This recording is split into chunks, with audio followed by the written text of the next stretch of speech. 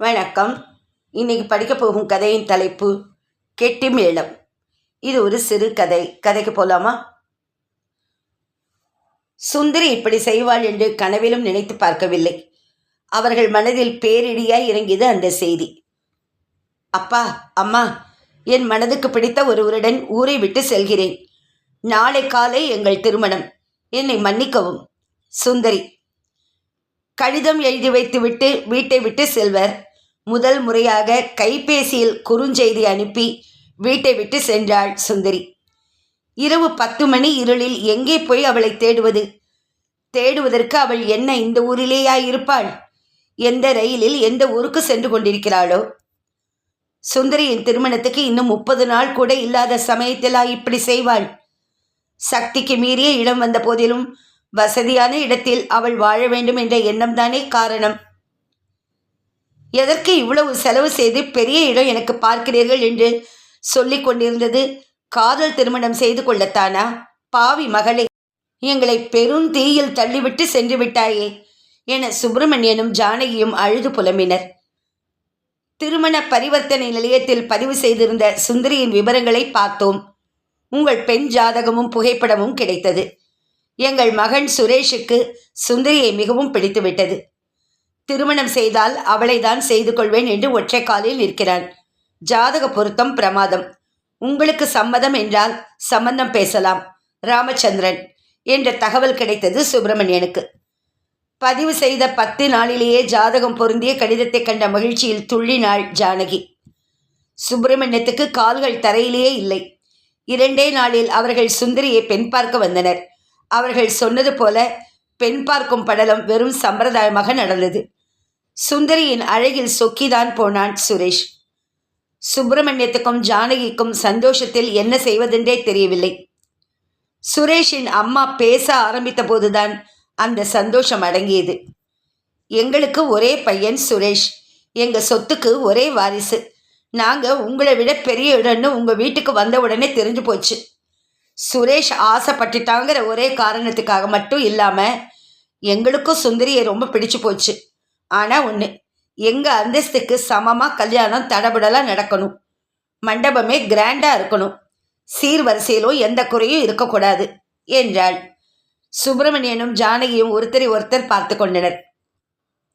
உங்கள் சக்திக்கு மீறினதுன்னு தெரிஞ்சால் சொல்லிடுங்க இப்போவே. எந்த காரணத்துக்காகவும் சுரேஷ் கல்யாணத்தை சிம்பிளாக பண்ண விரும்பலை. முடியலன்னா சொல்லிடுங்க என்று கைகடிகாரத்தை பார்க்க துவங்கினாள் அவனது அம்மா. இருவருக்கும் நல்ல இடத்தை விட மனசில்லை. யோசித்து நல்ல முடிவா சொல்கிறோம் என்றனர். அப்பா, இந்த மாதிரி பெரிய இடம் எனக்கு வேணுமாப்பா. நம் சக்திக்கு மீறிய இடம். எனக்கு அப்புறம் 2 பேர் இருக்காங்க. எனக்கே இவ்வளவு பணமும் செலவு செஞ்சீங்கன்னா அவங்களுக்கு என்னப்பா பண்ணுவீங்க? அதுவும் இல்லாமல் அவ்வளவு பணத்துக்கு எங்கப்பா போவீங்க? லட்சக்கணக்கில் ஆகுமேப்பா. எனக்கு இப்போ 22 வயசு ஆகுது. இன்னும் 2-3 வருஷம் வேலைக்கு போய் பணம் சேர்த்தப்புறம் கல்யாணம் பண்ணிக்கிறேனேப்பா.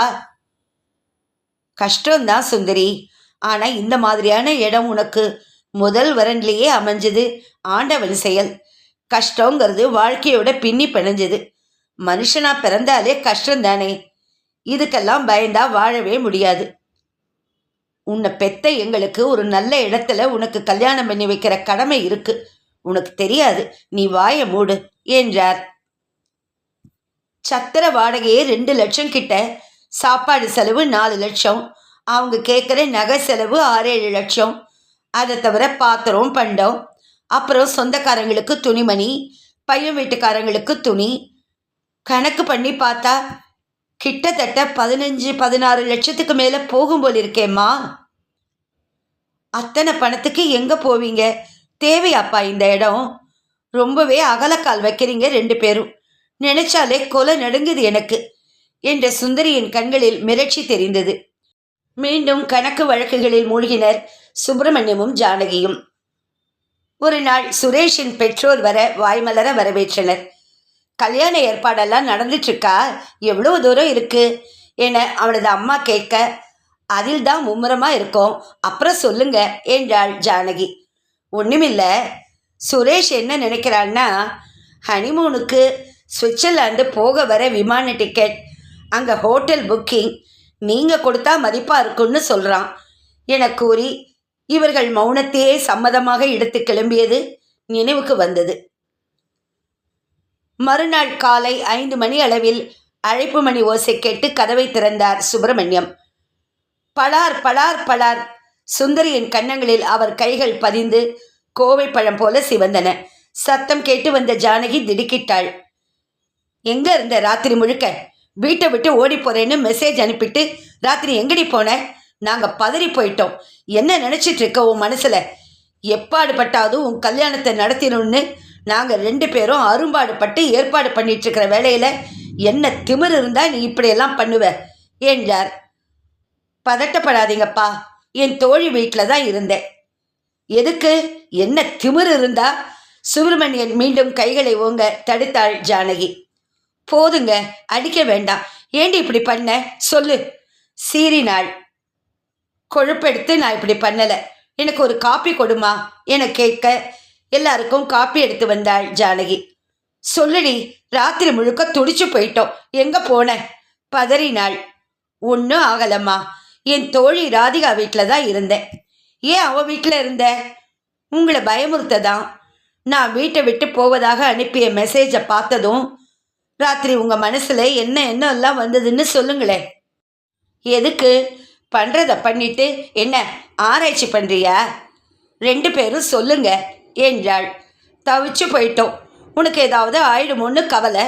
அப்புறம் நம்ம குடும்ப கௌரவம். மாப்பிள்ளை வீட்டுக்காரங்க கிட்ட என்ன சொல்கிறது? அவங்க முன்னாடி தலை குனிஞ்சு நிற்கணும். அப்புறம் செய்யறதையும் செஞ்சுட்டு இனிமே இது மாதிரி செஞ்ச நான் மனுஷனாவே இருக்க மாட்டேன். கர்ஜித்த அப்பாவை பார்த்தாள் சுந்தரி. கோபப்படாதப்பா, வேற ஏதாவது நினைச்சியான்னு எனக்காக யோசிச்சு சொல்ல ப்ளீஸ். நான் உன் செல்ல பெண் இல்லை, குழைந்தாள். ஒரு நினைப்பு வரதான் செஞ்சது. நீ மெசேஜில் சொல்லியிருந்தா மாதிரியே ஒருத்தனோட ஓடி போய் கல்யாணம் பண்ணிட்டு இருந்தேன்னா உன் கல்யாணத்துக்கு ஏற்பாடு பண்ணுற இந்த மெகா பிரச்சனையிலேருந்து விடுதலைன்னு ஒரு சின்ன நிம்மதி பெருமூச்சு வந்தது. அப்படி வா வழிக்கு. நிம்மதி பெருமூச்சு வந்ததுன்னு சொன்னியே, அது வெறும் கனவா இல்லாமல் நனவா ஆயிட்டா? நான் என்ன எதிர்பார்த்து நேற்று ராத்திரி உங்களுக்கு ஒரு ஷாக் கொடுத்தேனோ அது மாதிரியே நடந்துருச்சு. அப்பா அம்மா தலையில் பெரிய கடன் சுமையை ஏற்றிட்டு ஒரு பணக்கார குடும்பத்துக்கு மருமகளாக போக எந்த பொண்ணுக்குப்பா மனசு வரும்? உங்களை தவிக்க விட்டு நான் மட்டும் சந்தோஷமாக வாழ முடியும்னு எப்படி நினைக்கிறீங்க? நான் சந்தோஷமாக வாழணும்னு நீங்கள் நினைக்கிற மாதிரி நீங்கள் சந்தோஷமாக இருக்கணும்னு நான் நினைக்க மாட்டேனா? ப்ளீஸ்ப்பா, இந்த இடம் வேண்டாம்ப்பா, தாங்காது, ப்ளீஸ். சரிம்மா, நீ சொல்கிறதும் சரிதான். ஆனால் இப்போ என்ன செய்ய முடியும்? கல்யாண ஏற்பாடு நடந்துட்டுருக்கு. நம்ம கௌரவம் இந்த கல்யாணத்துக்கு நாங்கள் ஒத்துண்டது தானே என்றார். கௌரவத்தை காப்பாத்துறேன்னு நீங்கள் காலம் முழுக்க கஷ்டப்பட நான் அனுமதிக்க மாட்டேன். இப்போ எனக்கு கல்யாணம் வேண்டாம். அப்படியே பண்ணணும்னு நீங்கள் நினச்சா என் ஆஃபீஸில் இருக்கிற கோபாலுங்கிறவோட தங்க பையன் வங்கியில் கிளார்க்காக இருக்காராம். உங்களுக்கு சம்மதம்னா சம்மந்தம் பேசி முடிச்சிடலான்னு சொன்னார். சின்ன வயசுலேருந்து கஷ்டப்பட்டு படித்து குடும்பத்தை முன்னேற்றி வந்ததுனால சிம்பிளாக கல்யாணத்தை பண்ணிட்டு வாழதான் ஆசையாம். வரதட்சணை சீர்வரிசை எதுவும் கேட்கக்கூடாதுன்னு சொல்லிட்டாராம். அவங்க அம்மாவும் ரொம்ப நல்லவங்களாம்ப்பா. யோசிக்காதீங்கப்பா. உங்களை ஏழை ஆக்கிட்டு நான் பணக்காரியாக ஆக விரும்பலப்பா, ப்ளீஸ். அழ ஆரம்பித்த மகளை அணைத்து கண் கலங்கினார் சுப்பிரமணியம். உன் மனசை புரிஞ்சுக்காம தப்பு பண்ண இருந்தேன், என்னை மன்னிச்சிருமா. உன் மனசு போலவே செய்கிறம்மா. நீ என்ன சொல்கிற ஜானகி? அப்பாவும் பொண்ணும் ஒன்று சேர்ந்துட்டீங்க. இனிமே நான் என்ன சொல்கிறது? எனக்கும் சரின்னு தான் தோன்றது. நம்ம பொண்ணு மனசை ஏன் நோகடிக்கணும்? சுந்தரி சொல்கிற மாதிரி லட்சக்கணக்கில் கடன் தான் ஆகும். வேண்டாம் வேண்டாம் என்று சொல்லி நிம்மதி பெருமூச்சு விட்டாள். இத்துடன் இந்த கதை முடிவடைந்தது. இந்த கதையை எழுதியவர் வே. ராஜாராமன் அவர்கள்.